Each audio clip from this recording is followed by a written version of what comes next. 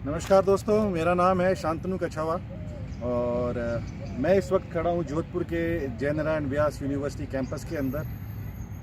ये मेरा कोई प्रोफेशनल वीडियो नहीं है, ना ही मैं प्रोफेशनल यूट्यूबर हूँ। एक वीडियो जो अरुण पवार भाई ने अभी कल ही अपने यूट्यूब चैनल पे डाला था, स्कॉर्पियो एन की 15 जो है डाउन पॉइंट्स, उन्हें इतना बड़ा डाउन थम करके दिखाया। खैर वो तो अलग बात है। 15 डाउन पॉइंट्स उन्होंने बताए, तो मेरे को देख कर I was not very convinced with that video. मैं आप लोगों के साथ में शेयर करना चाहता हूँ पॉइंट वाइज पॉइंट जो अरुण पवार भाई ने अपने चैनल के ऊपर शेयर किया है, जो डाउन पॉइंट्स हैं। तो क्या उससे क्या है कि आप लोगों को भी पता पड़े, क्योंकि देखो अरुण पवार जो भाई है इतने बड़े यूट्यूबर है, बड़े इन्फ्लुएंसर हैं। वो अगर अपने चैनल पे इस तरह की चीज़ अगर डालते हैं, जबकि 100% अगर वो श्योर नहीं है, उनकी गाड़ी के साथ हो सकता है ये कुछ इश्यूज़ हों, मैं इस चीज़ पे डिनाई नहीं कर रहा, लेकिन general total Mahindra Scorpio N में ये प्रॉब्लम है, ये दिखा करके वीडियो डालना मैं थोड़ा सा इसके खिलाफ था। खिलाफ इन द सेंस कि भाई मैं उसको अग्री नहीं, अप्रूव नहीं करता। तो उस वजह से मैंने उन्हीं पॉइंट्स को अपने फ़ोन के अंदर जो है पॉइंट वाइज पॉइंट लिखा हुआ है, उन्हीं पॉइंट वाइज पॉइंट मैं अपनी गाड़ी के अंदर, ये मेरी अपनी गाड़ी है जिसकी डिलीवरी मैंने 30 सितंबर को ली थी। इसका मैंने फेसबुक पे जो स्कॉर्पियो एन का ग्रुप है वहाँ पे भी पोस्ट डाली, हमारे जो व्हाट्सएप का ग्रुप है वहाँ पे भी पोस्ट डाली। तो ये बिल्कुल भी नहीं है कि ये गाड़ी कोई महिंद्रा ने मेरे को प्रोवाइड करी है या कुछ और, मैं कुछ भी नहीं है, मेरा खुद बिजनेसमैन हूँ। और ये गाड़ी सिर्फ इसलिए यहाँ पर इस लेकर के आया हूँ वीडियो बना करके, ताकि आपको ये बता सकूँ, क्योंकि आप में से कई लोग हैं जिन्होंने गाड़ी ले ली है, वो तो शायद मेरी बात से एग्री करेंगे, लेकिन कई लोग ऐसे हैं, कई नहीं बहुत ज़्यादा लोग ऐसे हैं जो अभी तक वेटिंग में हैं, जिनकी गाड़ी बुक हो रखी है, वो ईगरली वेट कर रहे हैं स्कॉर्पियो एन कब आए उनके पास और कब उसको भी ड्राइव करें। तो ऐसे सूरत में जब अरुण पवार भाई का ऐसा वीडियो आता है तो उन भाइयों के ऊपर क्या बीतती होगी, इसका मेरे को अंदाज़ा है। क्योंकि मेरे के ऊपर भी अगर स्कॉर्पियो एन लेने से पहले अगर कोई मैं नेगेटिव वीडियो देखता तो मेरे माइंड पर भी बहुत बुरा असर पड़ता था उस चीज़ का। तो मैं आप लोगों को सिर्फ जस्टिफाई आप लोगों को करना है, मैं पॉइंट बाय पॉइंट आपको बताऊँगा। तो शुरू करते हैं।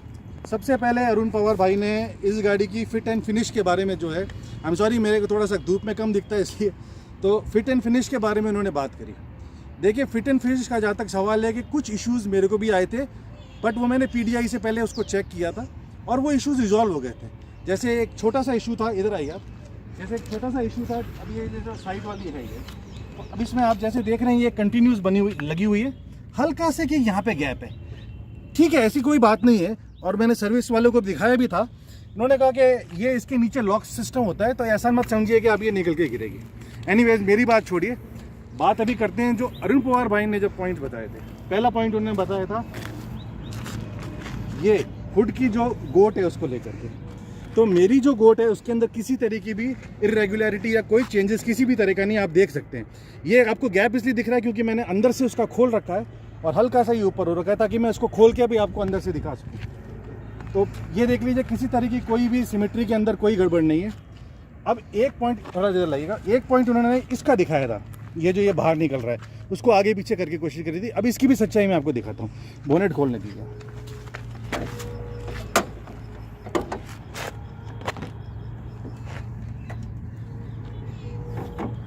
चलिए अब मैं आपसे कहूँगा थोड़ा सा कि आप इसको यहाँ पे फोकस कीजिए इस तरफ।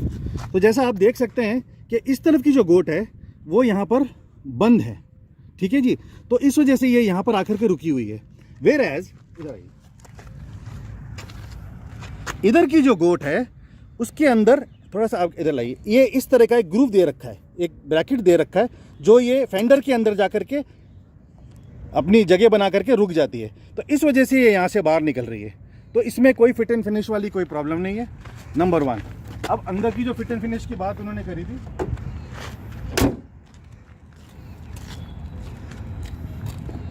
आइए आप मेरी गाड़ी का इंटीरियर देख लीजिए, रूफ देख लीजिए, किसी तरीके का इन्होंने यहाँ से जिक्र किया था, यहाँ से अनइवन है, लेकिन किसी तरीके की कोई अनइवननेस नहीं है, किसी तरीके का कोई जो है रूफ के ऊपर किसी तरह का कोई मैले निशान नहीं है, एब्सोल्युटली परफेक्ट कंडीशन में। मेरे को जो लगता है वो जो उनके अरुण पवार भाई ने जिस टाइम गाड़ी की डिलीवरी ली थी, चंडीगढ़ से डिलीवरी ली थी, आप रहते हैं पलवल में, तो उन्होंने गाड़ी बुक कर ली, पेमेंट कर दिया, लेकिन डिलीवरी लेने वो सीधे जिस दिन पहुंचे जिस दिन गाड़ी की डिलीवरी लेनी थी। यहाँ पर चूक उनसे ये हो गई कि उन्होंने जो है गाड़ी की लेने से पहले शायद PDI करी नहीं। तो एक ये बहुत इंपॉर्टेंट चीज़ है, जो भी आप लोग भी गाड़ी, जब आपका डीलर बोले कि आपकी गाड़ी आ चुकी है यार्ड में, आप पहले जाएं, एक एक चीज़ को अच्छी तरह से चेक कर लीजिए, उसके बाद में आप गाड़ी को है डिलीवरी लीजिए। चलिए चलते हैं दूसरे पॉइंट पे। तो दूसरा पॉइंट है स्पीकर सनरूफ। यस, स्पीकर जो है वो थोड़े से एक्सपोज्ड है। सनरूफ अगर आप ऊपर आप जा कर के देखोगे तो ऐसे आपको दिखेगा नहीं, लेकिन वो कहते हैं कि बारिश आ जाएगी, गीले हो जाएंगे। भाई साहब, बारिश में कौन सनरूफ खोल के गाड़ी चलाएगा? सनरूफ बंद ही रहती है। और मैंने इतने साल हो गए, इतने लोगों की गाड़ियां देखी, एक भी इंस्टेंस मेरे को समझ में नहीं, हमें सुनने में नहीं आया है जिनकी सनरूफ लीक हो गई हो। और ये कोई इतना बड़ा इशू है नहीं। और ये सनरूफ वाला जो स्पीकर वाला इशू है, ये तो बहुत पहले किसी यूट्यूबर ने अपने चैनल के ऊपर डाल दिया था, जो हम सब वाकिफ़ हैं। ऐसा कुछ नहीं है जो हमको लेने के बाद पता पड़ा, तो इतना बड़ा इसका इशू बनाने की शायद ज़रूरत नहीं है। चलिए नंबर 3, अब आइए रियर वाइपर। आप ये कह रहे हैं कि रियर वाइपर जो है वो इतना ही यहाँ पर आता है। ठीक है, मैं मानता हूँ इतना आता है, लेकिन बारिश में जब अपन हाईवे पर कंटिन्यूसली ड्राइव कर रहे हैं तो इस रियर विंड स्क्रीन से ज़्यादा हमारे को साइड व्यू मिरर जो हैं वो काम आते हैं। और अगर ये इतना भी साफ़ कर रहा है तो मेरे ख्याल से सफिशिएंट इनफ है। और ऐसी ही कोई बात नहीं है जिसके लिए आप इतना बड़ा थम्स डाउन उसके लिए बनाएंगे।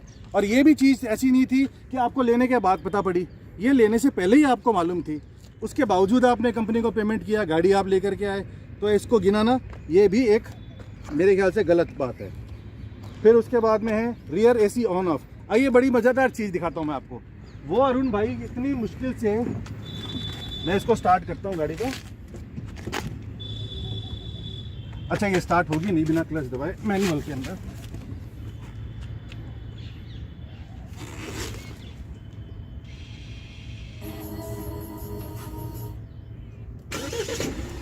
अभी ये अरुण भाई ने बताया कि चलिए कोई पीछे बैठा है, ठीक है, और AC चल रहा है। ये AC हो गया ऑन, ठीक है जी। अब हम इसको पीछे से ऑन करते हैं। आइए, कि भाई पीछे कोई सवारी बैठी हो। आप देखिए मैंने 3 पर कर दिया AC को ऑन, नजदीक से। हाँ, ठीक है जी। अब ये कहते हैं कि इन्होंने जो है कंट्रोल ऐसे बनाए हैं कि अब मेरे को AC बंद करना हो तो कैसे करूंगा? यहाँ से ऑफ का बटन दबाऊंगा, AC बंद हो जाएगा। अब पीछे वाले का जहाँ तक सवाल है, कुछ नहीं करना। पीछे का दरवाजा खोल के आप दिखाइए इनको, कुछ नहीं करना अरुण भाई। आपको नीचे नहीं उतरना गाड़ी से, पीछे वाली सीट पे नहीं जाना, सिर्फ हाथ को ऐसे पीछे लाना है और ऐसे बंद करना है। As simple as that. समझ रहे हैं? कुछ नहीं करना, सिर्फ हाथ को पीछे ला करके नॉब को बंद करना है, बंद हो जाएगा। इतना बड़ा इशू मत बनाइए इस बात का। फिर उसके बाद में आइए क्लच नॉइज। ये एक बहुत बड़ा मेजर पॉइंट था। ये गाड़ी की रनिंग के ऊपर डिपेंड करता है। तो मैं आपसे निवेदन करूंगा, आप नजदीक आइए। मैं ये नहीं कहता कि आपकी गाड़ी में आवाज नहीं आ रही है, लेकिन उसको जनरलाइज करना ये गलत बात है। पहले आप उसको वेरीफाई कीजिए, दूसरे ओनर्स के साथ वेरीफाई कीजिए। वो जनरल प्रॉब्लम है तो आप अपने यूट्यूब चैनल पे डालिए, किसने मना किया? देखिए नीचे लीजिए, आवाज सुनिएगा जरा। मैं गाड़ी को बंद कर देता हूं। बिल्कुल गाड़ी बंद कर दी है, कोई आवाज नहीं हो रही, कोई तरह की आवाज नहीं है। इतना स्मूथ जो है इसका क्लच जा रहा है, कोई तरह की दिक्कत नहीं है। ठीक है जी। फिर उसके बाद में इन्होंने बोला था कि 4th गियर में गाड़ी अटक रही है। अब इसको भी मैं आपको दिखाता हूं गाड़ी चला करके। आप आइए गाड़ी में बैठिए। ये गाड़ी मेरी चल रही है 3rd गियर के अंदर। अब आप गौर फरमाइएगा, ये गाड़ी 3rd से 4th कैसे आती है। कुछ नहीं करना भाई साहब, सिर्फ इतना सा 2 उंगली से मैंने पीछे किया है। यार भाई साहब, छोटी छोटी चीजों का बवाल मचा रहे हो यार आप। कुछ भी कहीं नहीं, इतना ट्रांसमिशन आराम से जा रहा है। 4th में जा रहा है, ये देखो 5th में जा रहा है। गाड़ी को आप यूज करो, अच्छी तरीके से करो, कोई यूं करके और आप ऐसे मत करो। आराम से गाड़ी को यूज करो, गियर को आराम से चेंज करो, होगा। हाँ, ये मैं मान सकता हूं कि जो गियर चेंजिंग के वक्त जो जितनी स्मूथनेस होनी चाहिए उतनी अभी 100% स्मूथनेस नहीं है। थोड़ा बहुत गियर में आवाज़ आती है, जब कभी कभी जैसे अपन सेकंड गियर में या डाल रहे हैं थोड़ी आवाज़ आती है, अटकने की तो कोई सवाल ही नहीं है। वो आवाज़ शायद इस वजह से आ रही है कि अभी एकदम जो उसकी रॉड्स वगैरह हैं एकदम नहीं है, तो थोड़ा सा जब गाड़ी चलेगी तो ये इसके साथ टाइम के साथ जाएगी। और अदरवाइज ऐसा कोई नहीं है कि बहुत ज़्यादा किसी को उसकी वजह से प्रॉब्लम आ रही हो।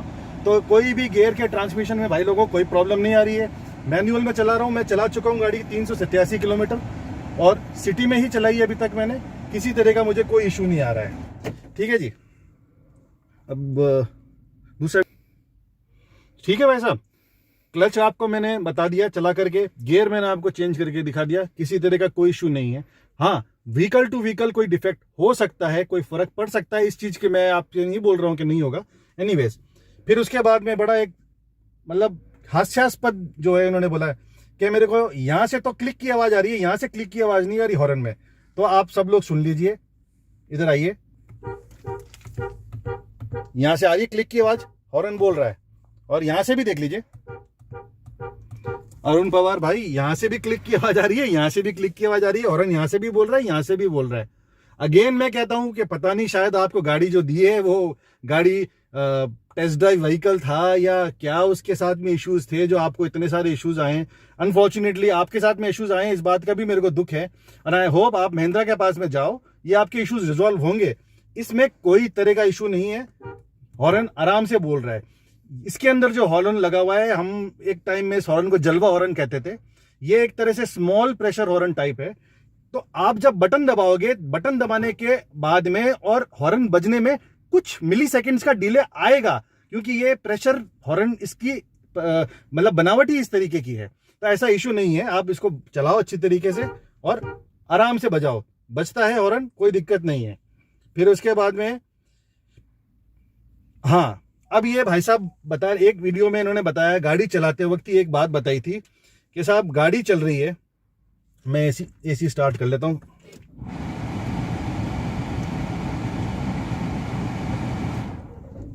जी, गाड़ी चलते वक्त वो गाड़ी चला रहे थे 4th या 5th गियर में, और चलते चलते उनके पास में, अरे हाँ भाई भरवा रहा हूँ भाई, भरवा रहा हूँ, तेल भरवा रहा हूँ, तेल भराने के लिए कह रही है जी। तो गाड़ी चलते चलते पास में इनके भाई साहब बैठे थे, उन्होंने ये नॉब छेड़ दिया और 4 व्हील हाई में डाल दिया गाड़ी को, कि साहब चलते चलते 4 व्हील हाई में आ गई, और आगे से दिखाया कि ये देखो साहब 4 व्हील हाई में गाड़ी चल रही है। तो अरुण पवार भाई, मैं आपको ये बताना चाहता हूँ, आई एम सॉरी मैं आपका बार बार नाम लेके, क्योंकि वीडियो आपने डाला है तो जवाब आप ही को देने होंगे। आपको मैं बताना चाहता हूँ कि 4 व्हील एच जो है ये होता ही इसी के लिए है कि आप उसको हाई स्पीड में आप 4 व्हील ड्राइव में चला सकें। अगर आप हाई स्पीड में चल रहे हैं, जैसे हाईवे के ऊपर चल रहे हैं और बारिश हो गई है या सरफेस वेट है, तो 4 व्हील एच में आप चला रहे हो हाई स्पीड में, तो वो चलेगा। 4 व्हील एल जो होता है वो लो होता है। 4 व्हील लो के अंदर आपको गाड़ी रोक करके फिर ही आपको 4 व्हील में जो प्रॉपर जिसको कहते हैं ना 4 व्हील ड्राइव, वो 4 व्हील एल में होती है। तो 4 व्हील एच में अगर हाई स्पीड में अगर वो चेंज हो रहा है तो इतनी ऐसी कोई बड़ी बात नहीं है। आपने अगर देख लिया है कि वो चेंज हो गया है तो आप इसको मैन्युअली बंद कर दो भाई साहब, और आगे किसी बच्चे को बैठाओ ही मत। आगे बच्चे को बैठाना वैसे भी गलत बात है, लॉ के हिसाब से भी बच्चों को आगे बैठाना ही नहीं चाहिए। चलिए उसके बाद में अपन आगे चलते हैं। अब बोलते हैं ट्विटर विजिबल एंड डोर। अब बताइए, ये यहाँ पर इसके अंदर ट्विटर लगे हुए हैं, इसकी मैश बनी हुई है। अब मैश में से अगर हल्का सा ट्विटर दिख भी रहा है यार, तो भाई तुम्हारा को क्या बिगड़ रहा है, किसी का क्या बिगड़ रहा है? कम से कम ये तो है, हाँ चलो यार ट्विटर अंदर लगा हुआ है, कम से कम ऐसा कुछ भी नहीं है। ट्विटर लगा हुआ है। मैंने ये तो आपने वीडियो में दिखाया जब मैं गौर कर रहा हूँ, बाकी हम कौन गौर करता है ट्विटर के अंदर स्पीकर दिख रहा है या नहीं दिख रहा, इसके अंदर दिख रहा है या नहीं दिख रहा, इसके अंदर दिख रहा है, कोई गौर नहीं करता। ये बड़ा इशू नहीं है जितना बड़ा थम्स डाउन आपने इसको दिया है। आपके लिए कोई इंडिविजुअल इशू हो सकता है। फिर उसके बाद में आप बोलते हो कि एक वैलिड पॉइंट आपने उठाया था, कैमरा का जो इशू है। ये देखिए, अब जो आगे बच्ची चल रही है वो आ रही है, उसके फ्रेम्स आपको टूटते मतलब स्लो फ्रेम के साथ में आ रहे। ये तो है इसमें अंदर, ये बात मैं भी मानता हूँ, ये चीज है। बट ये कोई आज नहीं तो है नहीं। गाड़ी डिलीवरी ली उससे पहले जितने भी लोगों ने रिव्यू करे, जितने भी लोगों ने, तमाम ऑटो एक्सपर्ट ने रिव्यू करे, सब ने ये चीज बताई उसके बावजूद भी हमने पेमेंट किया, उसके बावजूद भी हम गाड़ी उठा करके लाए। और नॉर्मली देखा यह गया है कि जो XUV 700 का एक्सपीरियंस है जो हम देखें अगर, तो उनके अंदर भी ये इशू था। बाद में जब सिस्टम के अंदर अपग्रेड आया तो वो इशू रिजॉल्व हो गया। उम्मीद करते हैं कि ये इशू भी रिजॉल्व हो जाएगा। तो इसके लिए थोड़ा सा वेट एंड वॉच वाली बात है। हाँ, ये बात है कि ये इसमें ये फ्रेम वाला इशू ज़रूर है। फिर उसके बाद में बॉटल होल्डर की बात करते हैं कि साहब मैं यहाँ पर बोतल रखी हुई है, कैसे लूँ? सर जी बोतल यहाँ रखी हुई है, अब वो बोतल यूँ रखी हुई है चाहे यूँ रखी हुई है, आप यूँ निकालो चाहे यूँ निकालो, क्या उसमें फ़र्क पड़ जाता है? ऐसा कोई मतलब इतना बड़ा बात नहीं है कि मैं यहाँ से बोतल कैसे निकालूँ, मैं यहाँ पर मेरे कॉइन्स कैसे डालूँ। इसमें स्टोरेज की तो प्रॉब्लम है, स्टोरेज के लिए इतनी जगह नहीं दे रखी है जितनी नॉर्मली होनी चाहिए। तो ठीक है, इसके साथ में अकोमोडेट करो आप, जैसे जैसे जैसे कि अपन दूसरी चीज़ों के साथ में अकोमोडेट करते हैं कभी, ठीक है जी। फिर उसके बाद में बोलते हैं कि पीछे वाला जो डोर है, रियर डोर, वो ऐसे साइडवेज खुलता है। तो जनाब ये भी इशू हमको, मतलब हमारे लिए कोई थम्स डाउन नहीं है, ये हमारी कन्वीनियंस की बात है। ये हम जानते थे गाड़ी लेने से पहले कि ये दरवाज़ा इसका साइडवेज खुलता है, ऊपर की तरफ नहीं खुलता है। हाँ, अगर ऊपर की तरफ खुल रहा होता थोड़ा ज़्यादा कन्वीनियंट होता, हमारे लिए अच्छा होता, बट नहीं खुल रहा है। वो जानते हुए भी हमने गाड़ी खरीदी है यार। इको स्पोर्ट के अंदर भी सेम चीज़ है। इको स्पोर्ट भी कितनी कामयाब गाड़ी हुई थी, तो उस हिसाब से अब अपने आप को मैनेज करना पड़ेगा, ठीक है जी। उसको आप डाउन पॉइंट गिना रहे हो, डाउन पॉइंट तो जब होता है जब मैं आपकी बात को सहमत हो जाता 100%। ये तब होता है जब आपको गाड़ी लेने के बाद में पता पड़ता है ये चीज़ इसमें आई है। गाड़ी लेने से पहले आपको पता है कि यार ये दरवाज़ा इसके पीछे इस तरह से खुलता है, फिर आप पेमेंट कर रहे हो और गाड़ी ले रहे हो, फिर उसके बाद में आप उसको डाउन पॉइंट गिराते हो, तो वो गलत बात है, ठीक है जी। अगला है यस, पीछे वाली, चलिए पीछे वाली सीट पर चलते हैं।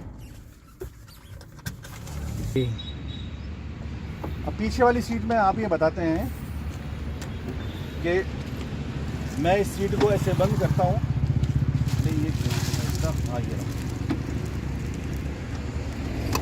यार मैं तो कभी करी नहीं, हाँ ये ऐसे कि मैं इसको पीछे से ऐसे इसको फोल्ड करता हूँ, ये फोल्ड नहीं हो रही, अभी तो हो रही है, लेकिन जनाब आप देखिए मिडिल रो की जो सीट्स है उसका रिक्लाइन किसके लिए दिया है? पैसेंजर के कंफर्ट के लिए। जो पैसेंजर लॉन्ग जर्नी में जा रहे हैं और अगर यहाँ बैठे हैं तो उनके पास में ये ऑप्शन है वो सीट को थोड़ा सा आगे पीछे कर सकें। अब अगर आप इसकी सीट को पीछे कर दोगे तो जो जगह उसको फोल्ड होने के लिए बनी हुई है वो आपने यूटिलाइज कर ली, तो सीट कहाँ से फोल्ड होगी भाई? सीट फोल्ड कहाँ से होगी? तो सीट फोल्ड आप कब कर रहे हो? जब आपको सामान या तो निकालना है या आपको मतलब सामान गाड़ी में रखना है, तो उस टाइम तो ये सीट पीछे नहीं होगी ना बीच वाली। उस टाइम इस सीट को आप नॉर्मल मोड में रखो,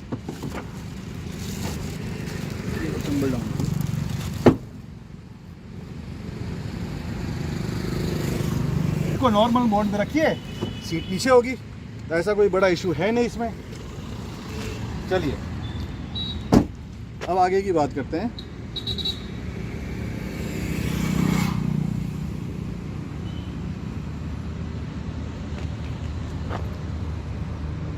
ओके, आप ये बोल रहे हो कि मेरी गाड़ी सेकंड गियर में से उठती नहीं है।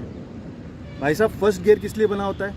फर्स्ट गियर उसी के लिए बना होता है कि 0 किलोमीटर/आवर की स्पीड से, यानी गाड़ी जब स्टैंड स्टिल है तब मोशन देने के लिए फर्स्ट गियर बनता है। गाड़ी को आप थोड़ा मोशन दे दो और फिर सेकंड गियर में डाल दो। अब आप खड़ी गाड़ी को अगर आप सेकंड गियर से उठाने की कोशिश करोगे, भाई ये ट्रक नहीं है, ये है SUV कार ही है, ये सेकंड गियर से नहीं उठेगी।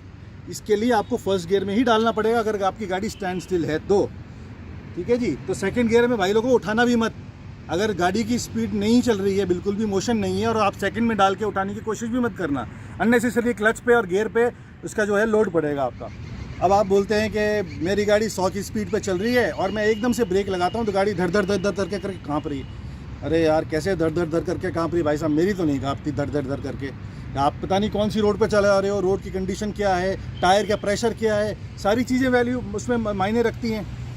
अगर ये इतनी बड़ी बात आप बोल रहे हो कि ब्रेकिंग के टाइम इसके अंदर वाइब्रेशंस आ रही हैं, तो भाई महिंद्रा की जो R&D एंड टेस्टिंग टीम है वो फिर ऐसे ही गाड़ी के सामने नहीं लेके आई है।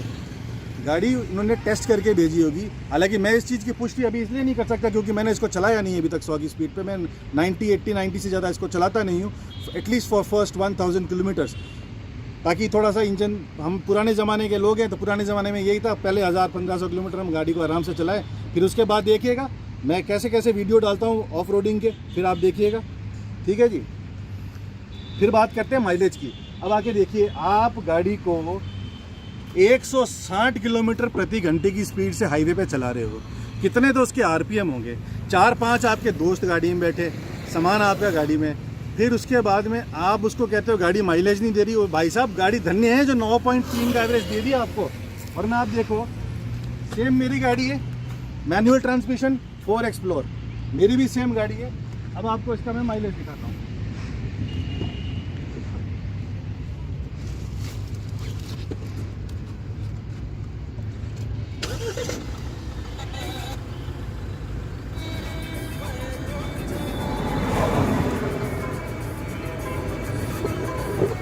एक तो ये बहुत अच्छी चीज़ है, बिना सीट बेल्ट के चलिए। Your vehicle is running on low fuel. I know. Please refill.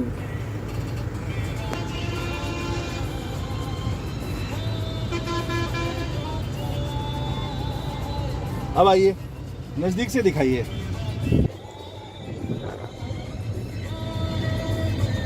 $11.1, ये मैं प्योरली सिटी का माइलेज बता रहा हूँ भाई साहब, प्योरली सिटी का। हटा दे भैया, लो फ्यूल दिखा रहा है। तो जब सिटी के अंदर मैं इस गाड़ी से 11.1 का एवरेज निकाल रहा हूँ, अगर तमीज़ से चलाया जाए हाईवे के ऊपर, 4 व्हील ड्राइव वाली गाड़ी 15-16 से कम नहीं एवरेज देगी। और वो मैं दिखाऊंगा आपको।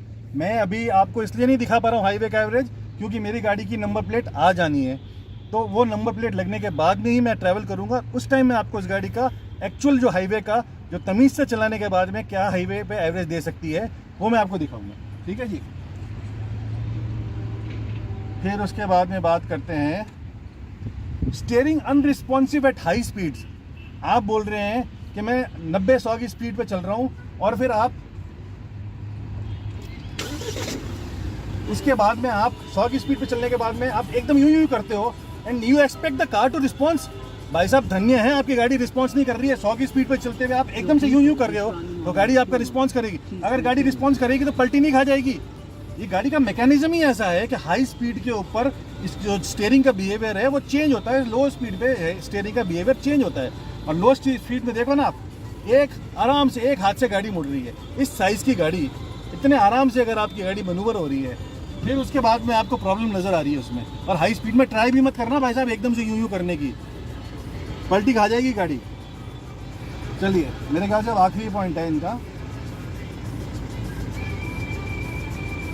मज़े की बात देखिए कि अरुण पवार भाई साहब ने ये 15 थम्स डाउन वाले पॉइंट दिखाए और उसके बाद में ये बोलते हैं लास्ट में, क्लोजिंग रिमार्क इनका ये रहता है कि हो सकता है कि ये 15 डाउन पॉइंट्स जो हैं वो अच्छे भी हो जाए, पॉजिटिव भी बन जाए, नेगेटिव पॉजिटिव से बदल जाए।